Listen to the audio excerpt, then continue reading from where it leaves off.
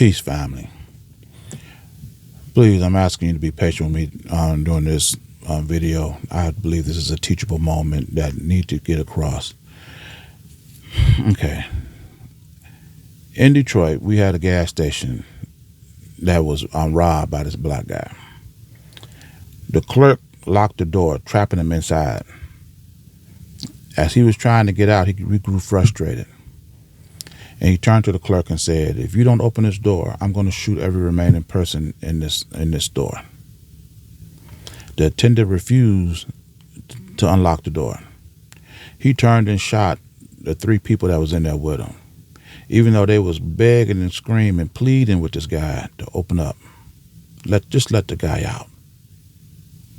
They're now suing this gas station attendant for the death of one of the people that was shot. As I was talking to a friend of mine, I said, this would not have happened had the store been owned by black people. And through their pain of a recent loss to a family member, who I felt personally myself, no, Jonathan, this it was a black-owned business that was my nephew was killed at. And that don't make a difference. I know how passionate you are about our people, but being black owned does not mean that we're not gonna kill each other. I don't know how we're not gonna do it. We're not gonna do. I don't know why you keep talking about it. And the simple fact of the matter is this, and I understand the person is still trying to make sense of this. I'm trying to make sense of it because today, we should not be having to go through these struggles. We should not be trying to find out what it is we need to do as a people to move forward. We've tried everything else. Now, what is it that we haven't tried? And that is building our own independent means to sustain our way of life.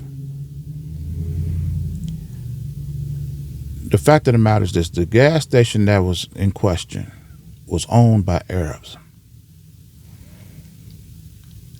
Arabs have no economic or no social sympathy for blacks.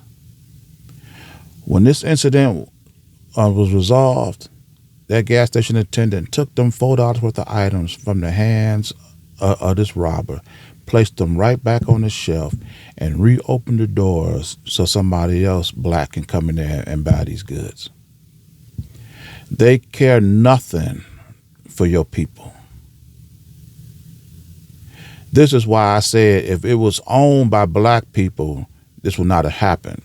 Because if it was black people owned, where we agreed to purchase this business, we agreed to patronize this business, we agree to hire and employ our own people, then that way everybody here benefits.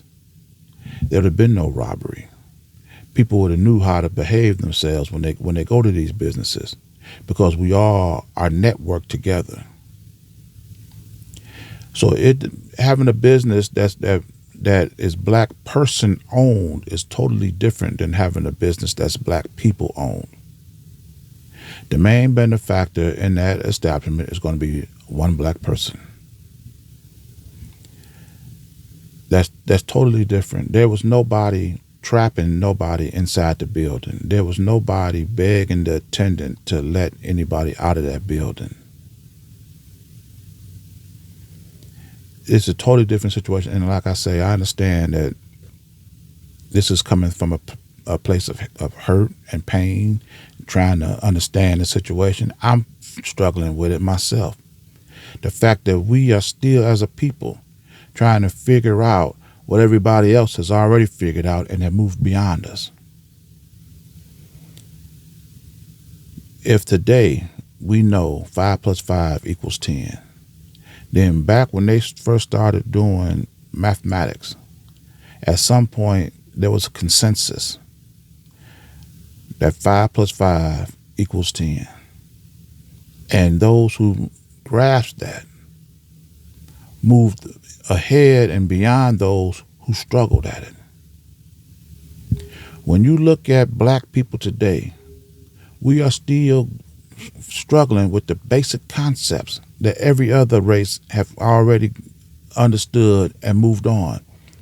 You do not use your oppressor as a barometer on how to sustain your way of life. Negroes, we the only people on the planet that symbolizes our oppressor.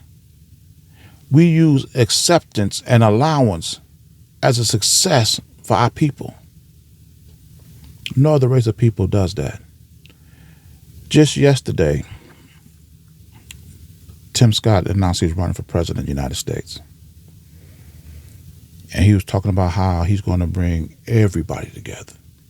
Not just blacks and whites, but yellow and brown, red and yellow, blah, blah, blah. But the only example of all this unity that he had was a black woman and a white woman. Well, if everybody is coming together, why do they always only have blacks and whites as the example? Where are the red and browns, the Jews and the Germans, the Asians and the Caucasians? Why is it always just blacks and whites? Because we're the only one that look to our oppressor as and that sets a precedence for our people to move forward. And because whites already own the businesses, industries, and institutions, we feel all we got to do is just be accepted. And we ain't got to build our own.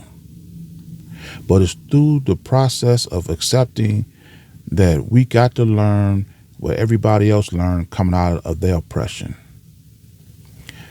to build some form that we can determine our own way of life. And if we don't do that, we're going to be struggling for the next 50, 100 years, whatever it is, because I'm not the first guy to mention this. There's a long list of blacks who talked about this.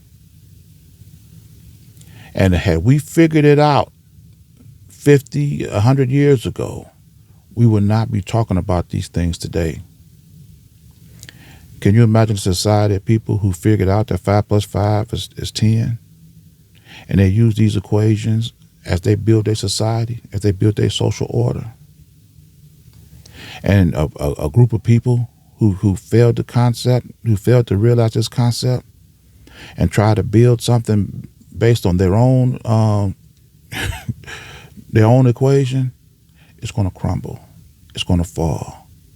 Because it's not one person over here thinking 5 plus 5 is this, another person over here thinking 5 plus 5 is that, and you try to come together and build something. It's not going to come together. It's not going to stay. It's not going to be able to be sustainable. This is the social movement that black people use.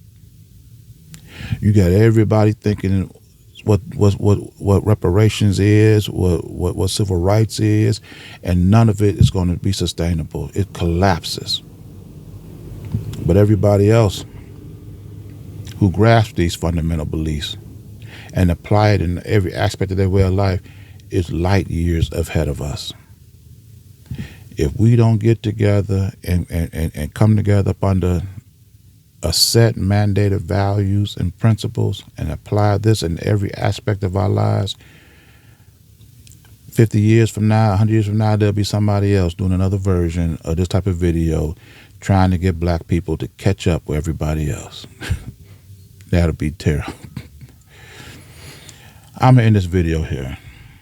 And if you like this message, if you like this content, and if you like this pressure that I put on our oppressor, put a little pressure in that follow, subscribe, and share button, and catch me in my next video. Ashe.